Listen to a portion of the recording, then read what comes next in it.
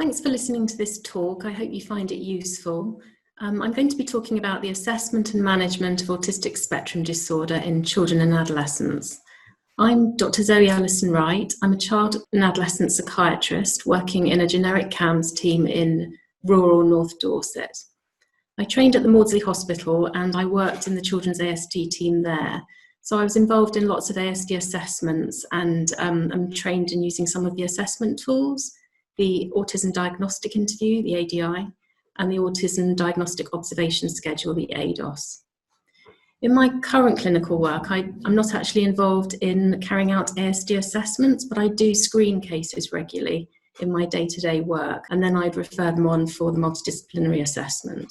In fact, about 50% of my caseload of young people are either being assessed for ASD or have already been given the diagnosis.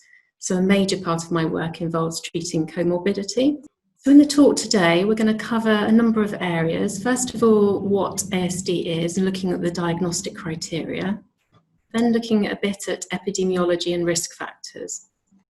Then I've got when to suspect ASD in the different age groups of children. We're going to then discuss the NICE guidelines for the assessment of ASD and then screening tools that can be used.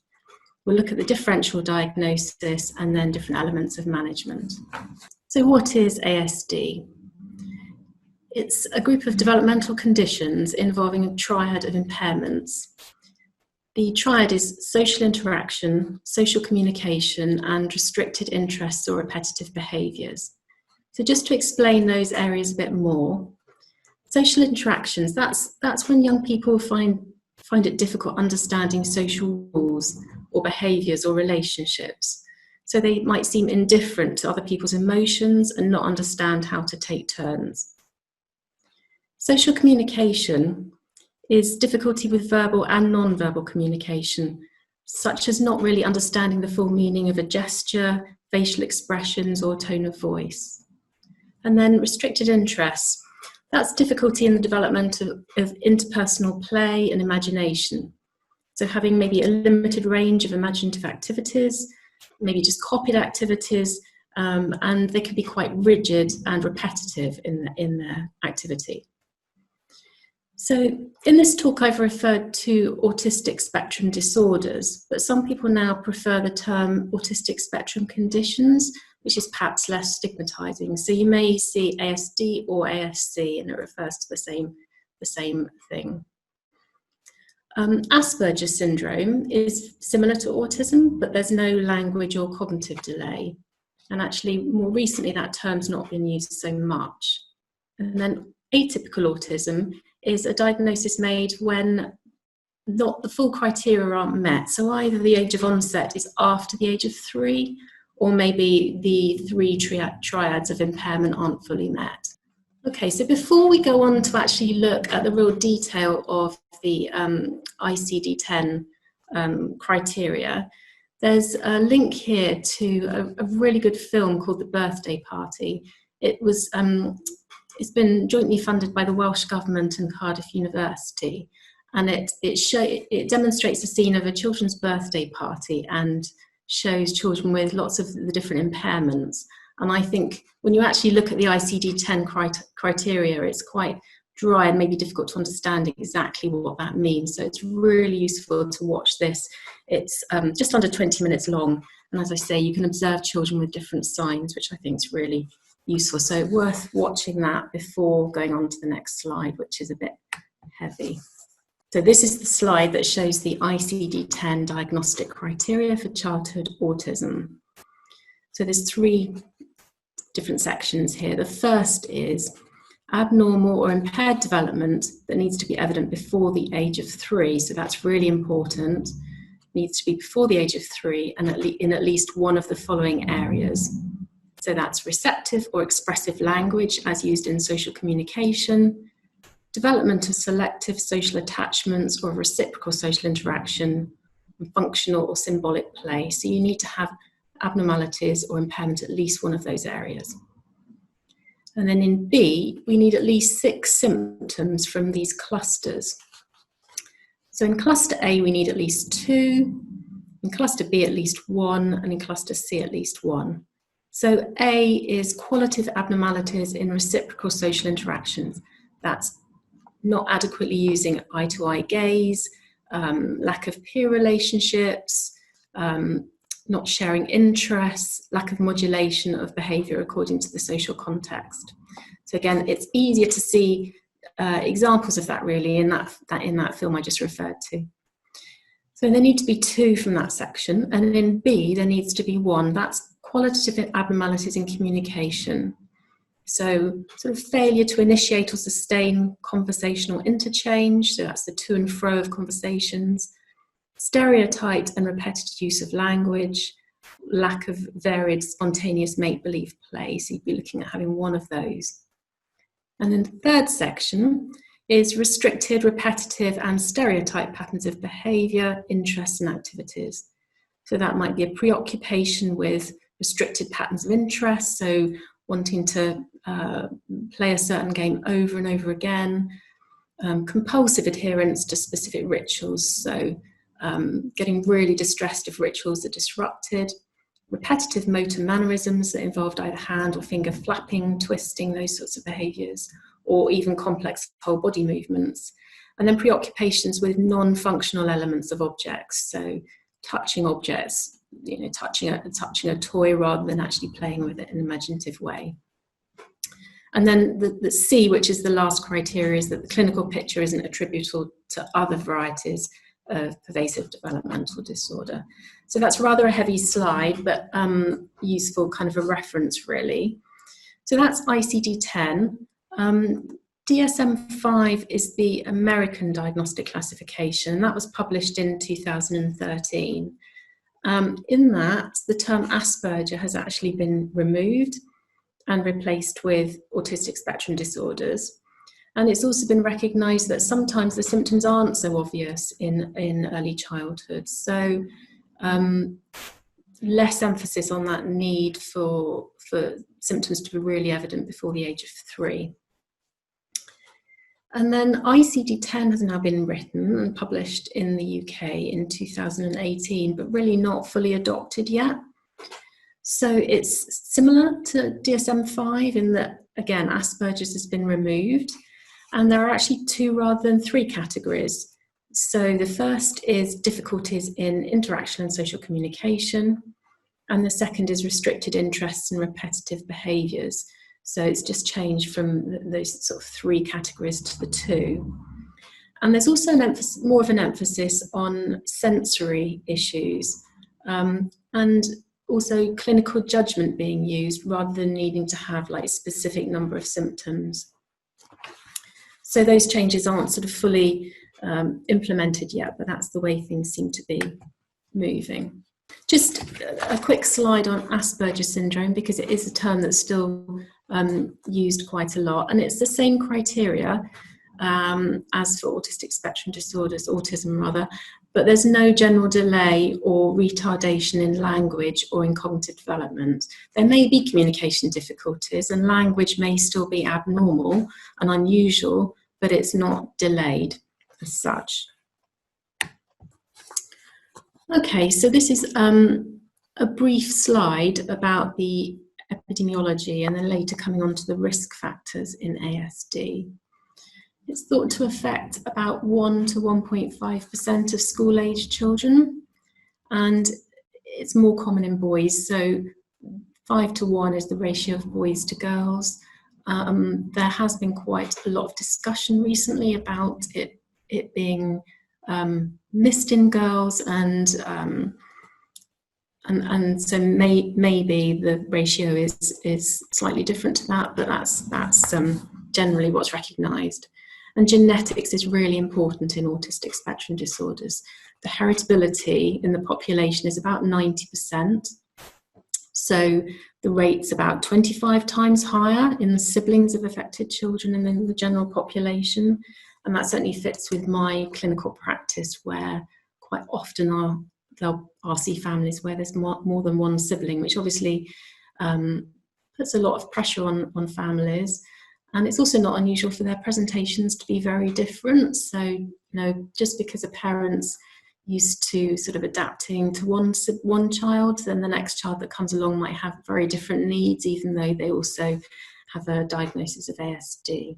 Probably most cases are the result of a combination of common variant, moderate risk gene alleles, or from a few rare high-risk alleles, but the detailed genetics hasn't really been established yet. And then in 5%, there's a single gene disorder or chromosomal disorder that's responsible, such as Fragile X, and these cases are identified by genetic testing. I guess it's important to say that prevalence studies have shown that the rates of ASD have been increasing, maybe a variety of reasons, probably broadening of the diagnostic criteria, improvement in service availability, but also more of an awareness amongst professionals, so teachers, GPs, and the public. So that might account for that. So now we're going to look at risk factors a bit more. So the first risk factor is having a sibling with autism, as I mentioned before. Second, if a child has birth defects such as cerebral palsy, that increases the risk, as does a gestational age of less than 35 weeks. Maternal use of valproate in pregnancy, which is obviously been in the press a lot recently, is a risk factor, and also chromosomal disorders, so Down syndrome, and genetic disorders such as Fragile X, muscular dystrophy, neurofibromatosis, and tuberous sclerosis. Just added in the slide here about ASD and girls because in my clinical practice, I think they are missed when they're younger and so are presenting later, maybe with comorbidity. Some of course have quite severe symptoms from an early age and classic signs, so they're usually picked up quite early, but some have much more subtle difficulties. They may be kind of quite quiet and shy at school and under the radar, but their behaviour can be more challenging at home. So when you're looking at assessing that child, you may not think of ASD initially because the presentation isn't so apparent in school. And in fact, sometimes parents feel blamed and as though the behaviours are there to do with their parenting, and you have to look more closely really to pick out the signs of ASD. I've found that they do present with comorbidity, often as adolescents. So I've seen young people with eating disorders or gender identity disorders, substance use, emerging personality disorders. Again, when we've looked in more detail, there are actually signs that they might be on the autistic spectrum, and we've then referred them through for quite a late assessment.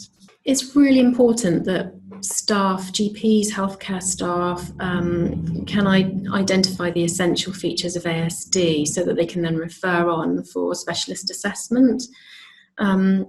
It's easy to miss more subtle cases, so we need to all keep it in our minds. And the next 3 slides are really useful. They're written by the Scottish Intercollegiate Guidelines Network, and they give us sort of clinical clues for children and young people of different ages of what we might be looking for. So the first slide is about what clues you might pick up in preschool children. The first thing is a delay or an absence of spoken language. And then the child looking through people, so not really looking at a person in order to interact with them, but just looking at them as though they're an object.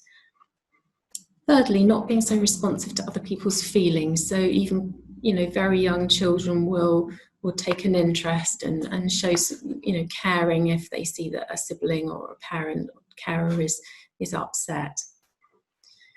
They might lack pretend or social play, so they might play with other children at, say, a nursery, but more alongside them rather than getting involved in the other children's play, or they may just sort of watch. Unable to share pleasure. So typically, a child, if they see an aeroplane, they might want to point that out to a family member and share that interest, or they might have done something, made something, built something, and they want to share that. And these children might not really be that interested in sharing or pointing out objects to another person. They show lack of gaze monitoring, so a lack of making eye contact. And then they might display unusual or repetitive hand or finger movements, twisting, or whole body movements like spinning. And then unusual reactions to sensory stimuli I find is really common. So to loud noises, putting their hands over their ears, to textures of foods, so they might be fussy eaters, or to textures of clothes. So they're the things that might make us think about ASD in preschool children. The next slide is looking at school-aged children. So the first thing is persistent echolalia. Now echolalia is normal in young children, but persisting into school-aged children is not so common, and it being persistent is more unusual. So it's when a child repeats or echoes another person's noises, speech, words, phrases. So they may actually not understand what they're saying, but they may repeat things back, and it may actually result in them sounding quite mature because they might use quite lengthy grown-up sentences, but actually they're just repeating it. They don't really understand what they're saying. Then they might refer to themselves as you, he or she, which beyond the age of 3 is not typical. They might use unusual vocabulary, so often it's quite a mature vocabulary, which again, they might not necessarily understand what they're saying, but they might have just picked it up and copied it from an adult. They have a tendency to talk freely about specific topics, so these children might be quite difficult to engage in conversation, but when you start talking about their particular interest, it's really difficult to then move away from that topic. They probably find it difficult to play with other children, and so might become disruptive, and that might be seen in the school playground. You can also pick up that they're easily overwhelmed by social and other stimulations. So again, loud noises, bright lights, too many people, too much excitement. These children often get really stressed by things like birthdays and Christmas because there's too much stimulation, and so families end up by naturally adapting to keep stimulation lower. They can have quite extreme reactions to invasion of personal space, so that can cause problems with sports at school or in free time at school, when children might be sort of naturally playing together.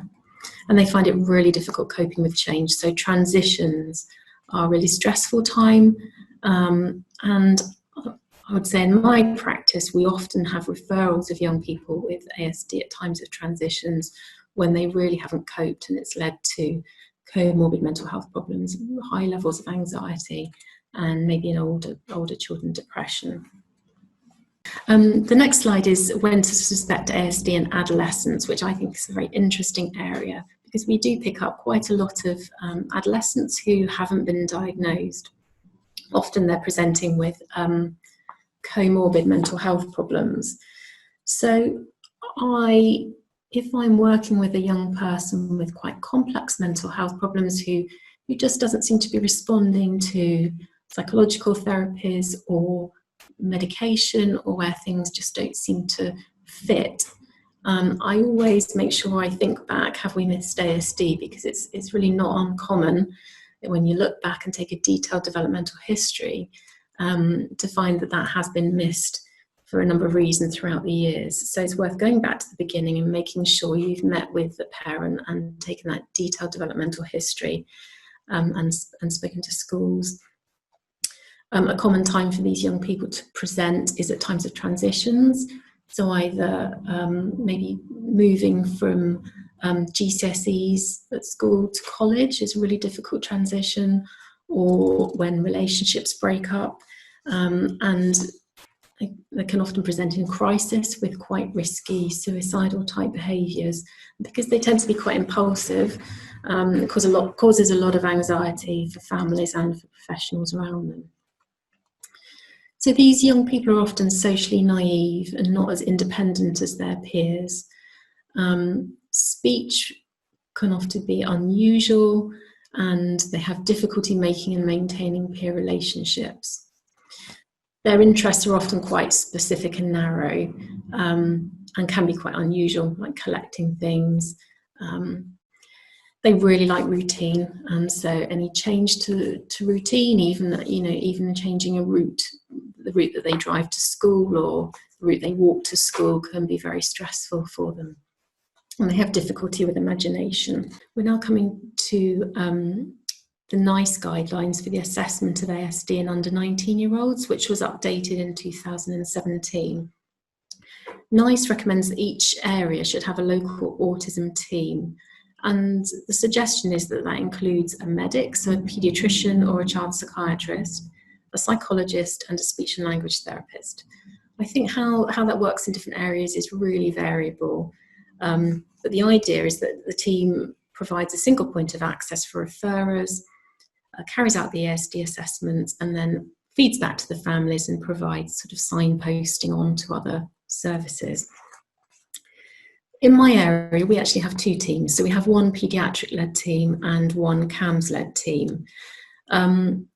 Most cases would go through the assessment by the paediatric-led team, but if there's a comorbid mental health problem, then it will come through the CAMHS-led team. So obviously the first bit is that we need to take a history.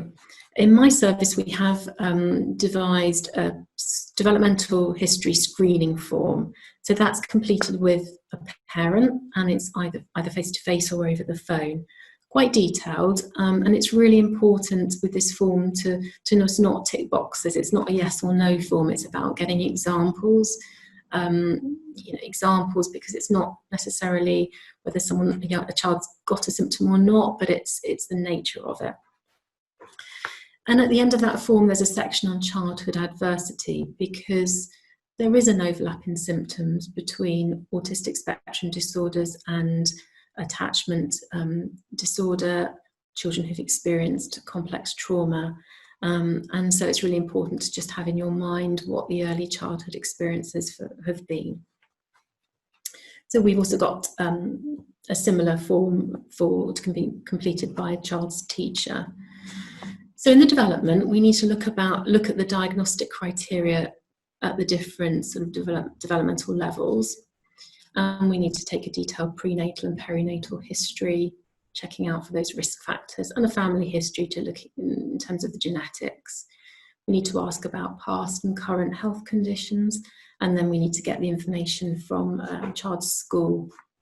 It's important to speak to a teacher that knows that child well. So, if you're assessing a child that's just moved up to a senior school, it's probably worth actually going back to the child's junior school teacher and asking them the questions. In my team, so we would complete these two screening questionnaires, and then if there was enough to go on, we'd then refer them to the specialist team, who would then be using standardised assessment tools.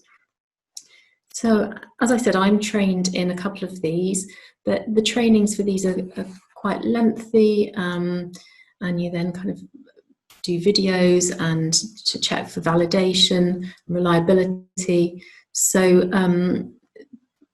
there's different options available. One would be the Autism Diagnostic Interview Revised and the Autism Diagnostic Observation Schedule. So the ADIR would be this detailed developmental questionnaire with the parent, and then the ADOS would be the interview observation with the child.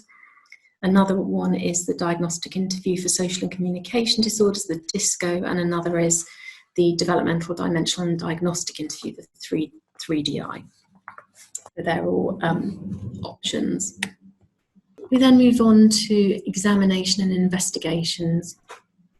So obviously it's really important to interact with and observe the child, and that could just be your own observations initially, and then moving on to a more standardised assessment tool like the ADOS.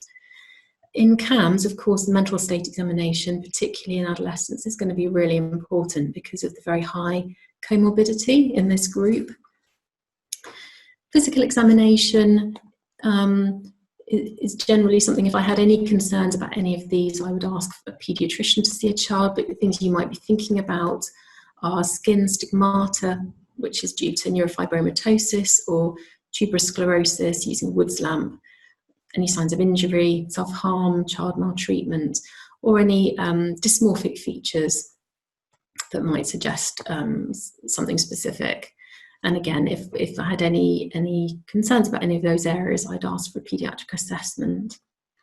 In terms of investigation, this is generally something a paediatrician or paediatric neurologist would do, but they might decide to do genetic testing. If there was suggestion of Fragile X, they might do an EEG because of the higher risk of epilepsy, so if you've got any concerns about seizures. And then if a child above 3 regresses in their language, or if any child of any age regresses in motor skills, then I'd always ask for pediatric neurology assessment. We're now going to look at the differential diagnosis and comorbidity in ASD, and I use a multi-axial framework with 5 axes, particularly looking at axis 1, clinical psychiatric syndromes, but also specific disorders, intellectual level, medical conditions, and psychosocial problems. The most common differential diagnosis I probably come across in CAMHS would be depression, obsessive compulsive disorder, other anxiety disorders, and attachment disorder. I find particularly in adolescents who present with severe depression or severe anxiety can be very impaired in terms of their functioning, and because we haven't met with them before they develop a mental health problem, it can be difficult to tease out whether they might have an underlying ASD as well. So the crucial thing is to ask about their premorbid history and get that early development. It might be actually that they've had some difficulties throughout their lives, or it might be that this is actually quite new and they were functioning really well and didn't have any features of ASD prior to their mental health difficulty. In terms of differentiating between ASD and attachment disorder, I find this an issue that comes up not uncommonly in CAMHS and causes quite a lot of stress, really, because the presentation can be really similar, and for children who've experienced a lot of adversity, maybe witnessed domestic violence or experienced abuse in their early childhood,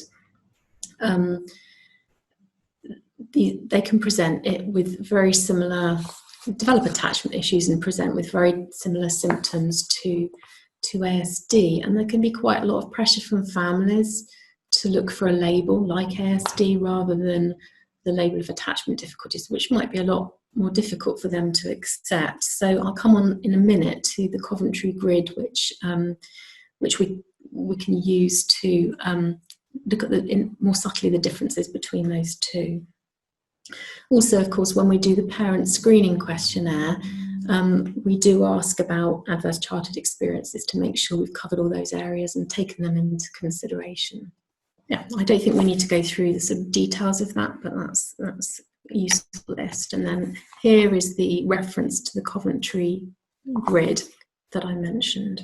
So I'm now going to go through a case example, a fairly typical referral to CAMHS of a 12-year-old boy, Simon. He was referred because of anxiety and sleep difficulties. And I'm going to kind of read you through my assessment and then talk you through how we manage the case. So Simon is his parents' oldest child. His mum suffered from hyperemesis gravidarum, so was quite unwell during her pregnancy, and she was also taking citalopram as treatment for anxiety and depression.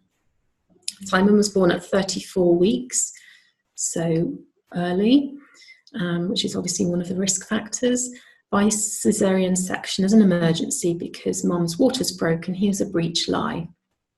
He was 4 pounds and had to stay in hospital for 10 days just for monitoring, but he didn't really have any major difficulties. He always slept poorly. He didn't sleep through the night until he was about 16 months, so quite difficult, stressful for his parents. His developmental milestones were slightly late, but within the normal range when you adjusted for his prematurity. He walked at 18 months and he was toilet trained at 2. And his speech wasn't delayed, but was slightly unusual, his parents recalled. So, for example, at the age of 3, he would say something and then he would repeat it to himself as a whisper. And at the age of 4, he had a childminder who commented to Simon's parents that they must find him quite wearing because he would really dominate conversations, talking constantly and not allowing people to join in the conversation. So obviously, things being picked up below the age of 3, or from the age of 3 certainly. There was also a comment that Simon would ask for clarification about phrases. So he would, for example, hear the phrase, "we fell about laughing," and he would actually ask his parents whether that meant that they were literally lying on the floor laughing. And once his parents had clarified what the phrase meant, he'd then use it regularly. So actually he'd end up with a lot of phrases that could make him appear quite mature for his age, and also quite old-fashioned, and that made him stand out a bit from his peers. He'd also sometimes make comments that were socially inappropriate.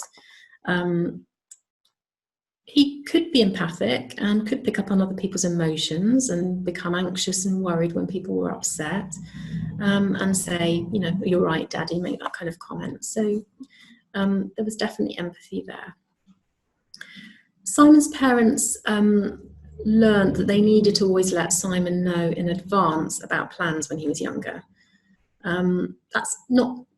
That wasn't such a problem when he became older, but certainly when he was younger. So he didn't like going to new places. So it was quite stressful for the family if they went on holiday. He'd always find the first night really difficult. And the family often would adapt and actually go back to the same resort year after year, because they knew then he could literally have the same bedroom and would sleep better, which meant less pressure on the whole family. He went to playgroup and nursery and then preschool, and generally settled in okay and was interested in what was going on around him, quite curious. But it was commented that he tended to play alongside his peers rather than joining in. And he would be happiest with 1 or maybe 2 children rather than in a large group. Several of his friends actually were on the autistic spectrum, and his closest friend was 3 years younger than him. He tended to get on better with younger children or with adults, but found his own age group quite difficult. He was noticeably quite indifferent to peer pressure, so not really interested in fashion. And he was invited to parties, but not as often as his brother, and that was noted by his parents. And when they went to collect him from parties, he would often seem to be on the edge of a group. There were quite a number of sensory issues for Simon. So he's always had very acute hearing and would complain about noises like people chewing or humming. He would I remember him getting really distracted by a clock ticking. So in school exams, when he was getting a bit older, they'd have to bear that in mind. Otherwise, he couldn't concentrate. He was a fussy eater, not liking foods with sauces, and wanting his foods on the plate to be kept separate. And he was also sensitive to touch, so labels had to be cut out of clothes, and he didn't like the seams on socks. In fact, he tended to wear inappropriate clothes for the time of year, often liking to wear quite heavy clothes, like a hoodie, and with a hood up even when it was the summer. He was a bright boy. At the age of 12, he had a reading age of 16, really good vocabulary, and a very good long-term memory, recalling things in detail. He really liked to follow rules, so in school would be the one that would go and tell a teacher if people were being naughty, and unfortunately that led to bullying. Just kind of thinking about that and looking at some of the features that made me think about ASD. Speech wasn't delayed, but it was unusual, and he didn't understand metaphors. He did make socially inappropriate comments, which sort of stuck in his parents' minds, and needed to be told in advance about plans. He found it difficult adjusting to new places, such as not sleeping when on holiday. With his peers, he tended to play alongside them rather than joining in, and he preferred small groups of friends, often made friends with other people with ASD, and was quite indifferent to peer pressure. He got on well with adults, had sensory issues, an exceptional memory, and found it difficult to tolerate peers who didn't obey the rules. Just in terms of my involvement, so the referral to CAMHS was difficulties with anxiety and sleep, but it seemed really important to, with all these signs that became apparent of ASD, to clarify whether he had that diagnosis, because in terms of adapting treatment for him. So I completed the screening questionnaires with the parents and with school, and then referred him on to our assessment team. And he did have a diagnosis of ASD confirmed. And I then also made a diagnosis of generalised anxiety disorder. He was offered he and the family were offered psychoeducation and signposting. So there was a meeting to feed back from the assessment, explain what ASD meant, and give some resources, which some of the recommended resources later, websites and support groups. The parents attending a ASD specific parenting workshop, which helped them to understand and make adaptations at home. And they actually also went on our Parenting Through the Senses course, which is a course for parents of young people with ASD with sensory needs, because in this particular case there were quite a lot of sensory issues. I should also have said that the diagnosis was also fed back to school, which was really important so that they could put support in place. In terms of mental health issues, Simon had had difficulty with anxiety for several years. At the age of 7, he developed tummy aches and became quite worried about what the cause of the tummy aches was. He was seen by a paediatrician and had investigations, but there was no organic cause found. He'd also been bullied at primary school and didn't want to attend and became quite anxious about attending, tearful in the mornings. And then he'd had these sleep difficulties for a long time, problems falling asleep, waking in the night, and then not being able to get back to sleep. And these were impacting on him because he would constantly be worried about not being able to sleep and how that would affect him at school. But the family were really struggling with that. He was insisting that they sat with him while he got to sleep, and then calling him in the night when he woke up. Couldn't manage sleepovers as well. So he actually began seeing our wellbeing practitioner and had some adapted cognitive behaviour-based therapy for sleep and anxiety management. And because he's quite young, that involved the parents as well. And he responded very well and engaged in that. I did actually also prescribe sertraline, low dose, initially 25 milligrams, then increasing to 50 milligrams for a short period of time to help over transition, particularly a transition into the next year group at school, which he was finding particularly difficult. And he responded well to that too. I hope that case example has been helpful. Now we're going to look at the management of ASD relating to NICE guidelines published in 2013. They recommend that there's a local autism care pathway in place to ensure consistent support across health, education and social care. In my experience, this works better in some areas than other areas, but it is absolutely vital for the children with most complex needs. The autism team should ensure that each child with ASD has a key worker that can coordinate their care and develop a care plan. And then there's 4 sections in this area, which we'll look at in more detail: psychoeducation, parenting programs, promoting learning, and managing challenging behaviour. After this, we'll look in more detail at the mental health aspects. So psychoeducation for families involves optimising the home environment, looking at support for siblings who may not really understand the difficulties that they're experiencing, managing sensory issues, and managing challenging behaviour.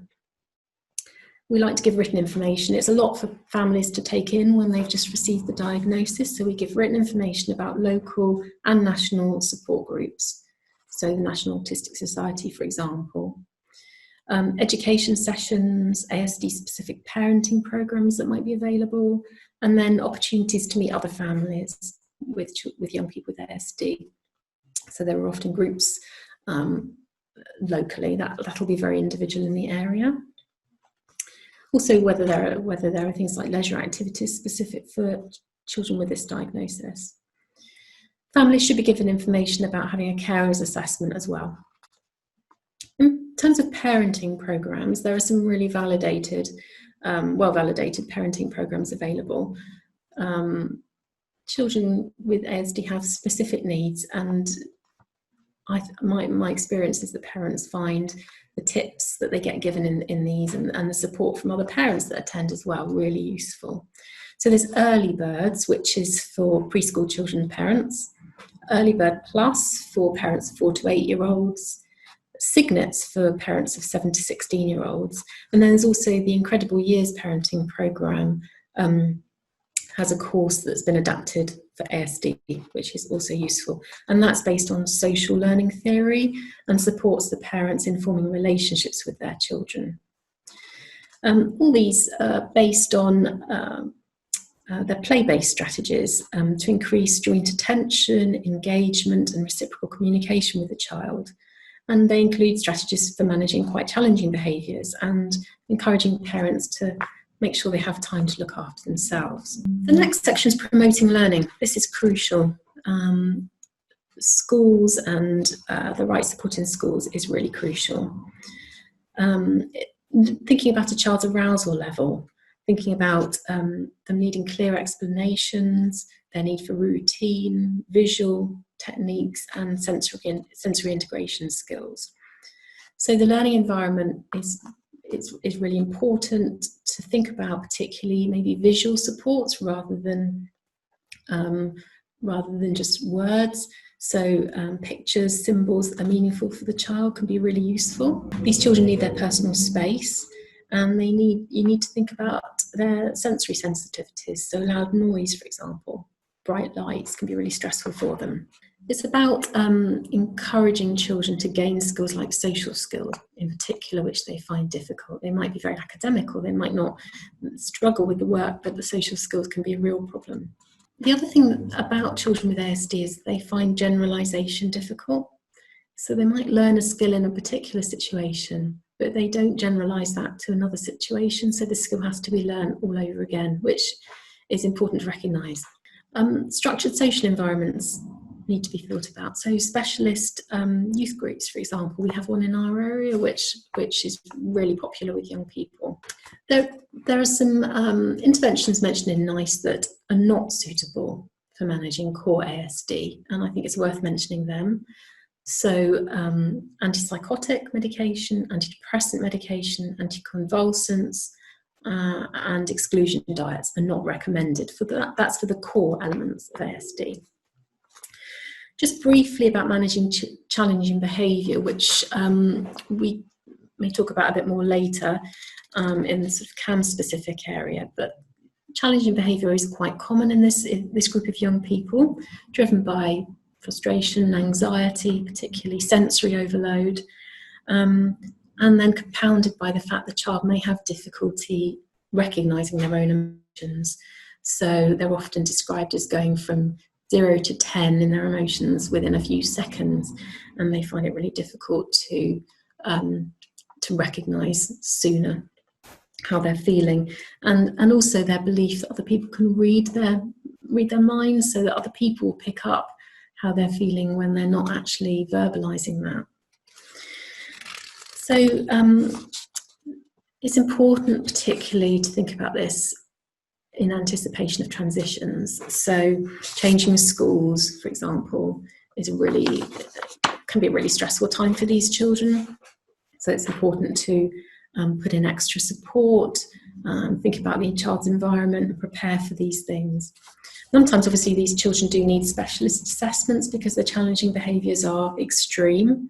And we would look at a functional assessment to look in detail at the triggers, patterns of behaviour, consequences, what the reinforcing factors might be. And then sometimes move on from that to a psychologically based intervention to reduce the challenging behaviour and reinforce alternative positive behaviours.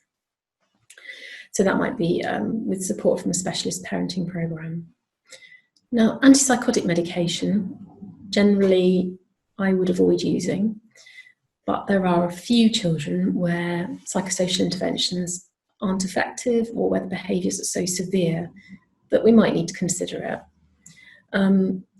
My concern is that these children, I think, can easily end up starting antipsychotic medication very young, and then the dose builds up and the side effects increase, and you might get a child with, additional problems like obesity on top of everything else they're having to cope with. So I'm very mindful to try and use these only if all other measures have really been tried, use a low dose and for a short time.